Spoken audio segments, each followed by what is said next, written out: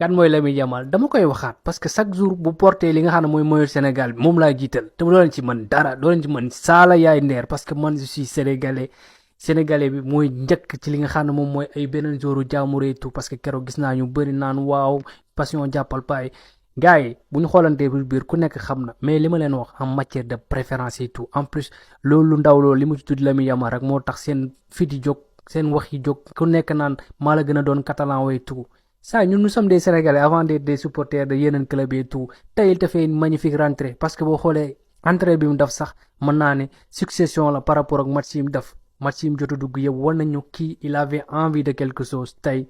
te marqué un but te mënoon dugal sax doublé man xaw moon ne sax daa mën a bëgg en plus li may wax rek am nga fi jabar de sama daaw bu jigéen bi yow laa koy may Ibrahima Mbaye en tout cas daal très très très bon match de ki nga xam ne moom mooy Ibrahima Mbaye en espérant que prochain match di ñëw pourquoi pas mu nekk titulaire parce que yaa ma gën a xam Pape jot na di wane ay preuve am. En fait mooy militaire bi en fait ak ku lu ci mën di wax le volume de jeu de ce gars c'est juste incroyable en fait le volume de jeu bi kii yor non c'est juste exceptionnel en fait c'est tellement complémentaire quand tu as un joueur boo xamante ni comme Gana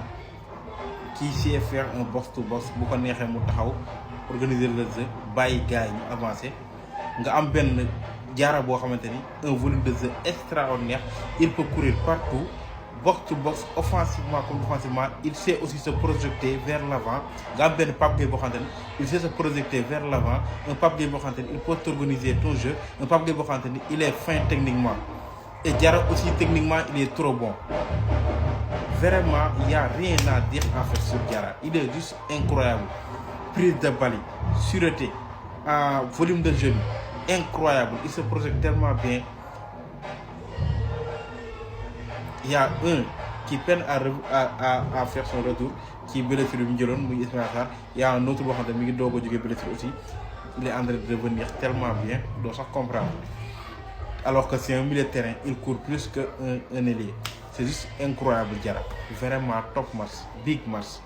17 ans déjà Ibrahima Mbaye dugg na ci histoire de Sénégal je pense que moom mooy le plus jeune joueur bu dugal ci histoire de CAN quoi à 17 ans.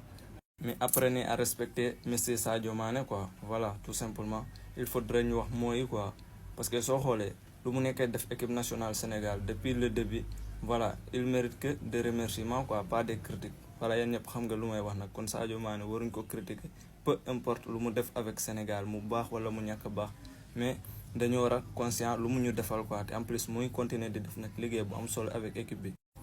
Pape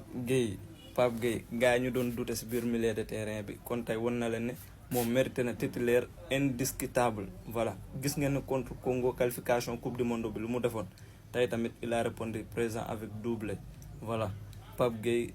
merci laa bëgg a gis ci commentaire yi léegi abarkiyaat xol bi sedd na mais il faudrait que nag ñu revoir voilà certaines choses sur l'équipe quoi parce que am na ay déchets techniques comme ni ma ko waxee nag kaay leen nga wax ma seen xalaat ci commentaire yi jàmm seen les gars kaay leen bombardé ma commentaire yi au fees dama kontaan billahi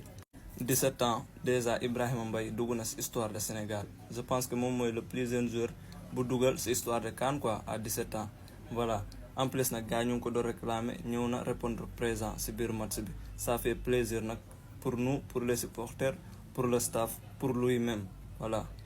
officiellement Sénégal qualifié quart de finale quoi voilà en tout cas ça fait plaisir nag mais ça reste beaucoup de choses à revoir sur cette équipe parce que yéen ñëpp xam ngeen lu may wax parce que am na ay déchets techniques surtout ay déchets ci attaquants yi quoi manque de efficacité bi loolu ça va nous coûter cher un jour quoi j'espère que nag loolu dinañ ci liggéey avant ñuy affronter Mali wala Tunisie ku gagné tey.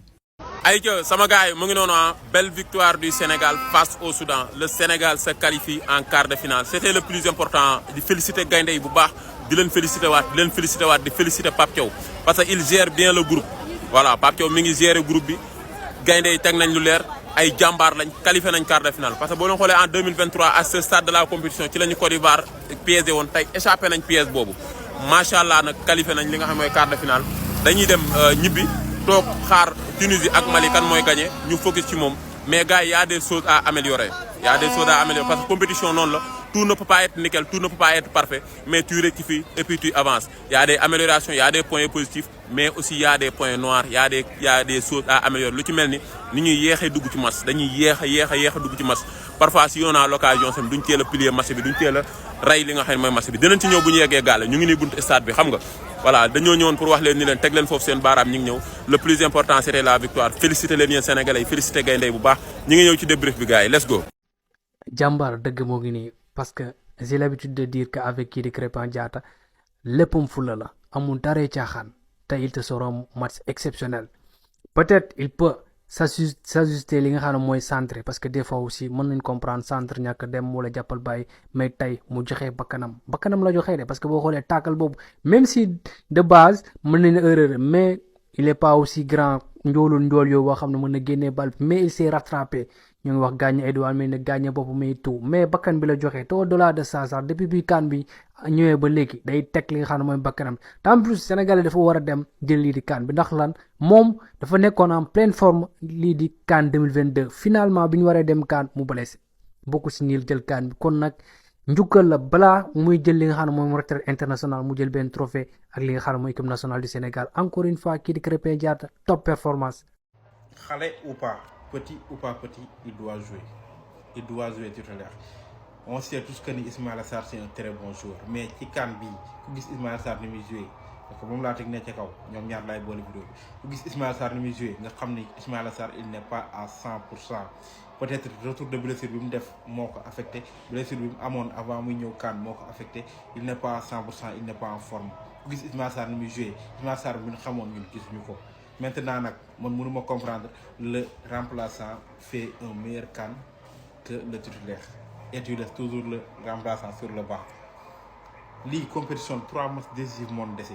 Ismaïla Sarr il a joué le premier match il n'a pas convaincu le deuxième match je sais pas s'il a joué ou pas sax